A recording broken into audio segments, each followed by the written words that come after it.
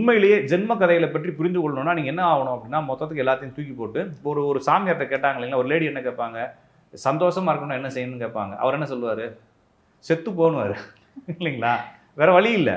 இங்கே எப்படி சந்தோஷமா இருக்க முடியும், நம்ம இங்கே எதுக்கு வந்திருக்கிறோம், ஏதோ ஒரு அனுபவம் பெறுவதற்கு தானே வந்திருக்கிறோம். இந்த அனுபவம் கஷ்டமாக தானே இருக்கும் இல்லைங்களா. அப்போ அந்த கஷ்டத்துலேருந்து நீங்கிறதுக்காக இந்த பிறவி கோட்பாடுகளை படித்தா எந்த ஒரு யூஸும் கிடையாது. அப்போ என்னத்துக்கு படிக்கலாம் அப்படின்னா, இந்த ஆன்மா எப்படி பயணப்படுது, நான் இந்த ஆன்மாவை எப்படி புரிஞ்சுக்கிறதுன்னு படிச்சுக்கலாம்.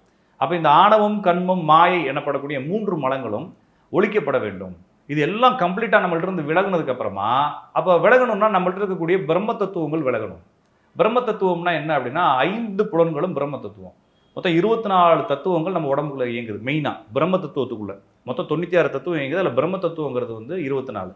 அதில் ஆணவம் கண்மம் மாயை அப்படிங்கிறது இந்த தத்துவங்களுக்குள்ள அடங்கி இருக்கு. மாறி மாறி எல்லா 96 தத்துவத்துக்குள்ளேயும் பிரம்ம தத்துவத்தை கடக்கணும். சரிங்களா. பிரம்ம தத்துவங்கிறது மனம் செய்யக்கூடிய வேலைகள், 5 இந்திரியங்கள், 5 பூதங்கள், பஞ்ச மாத்திரைகள், தன்மாத்திரைகள், ஊறு ஒளி ஓசை இதெல்லாம் உணரக்கூடிய தன்மைகள், இது எல்லாத்த நம்ம என்ன செய்யணும், ஒதுங்கணும்.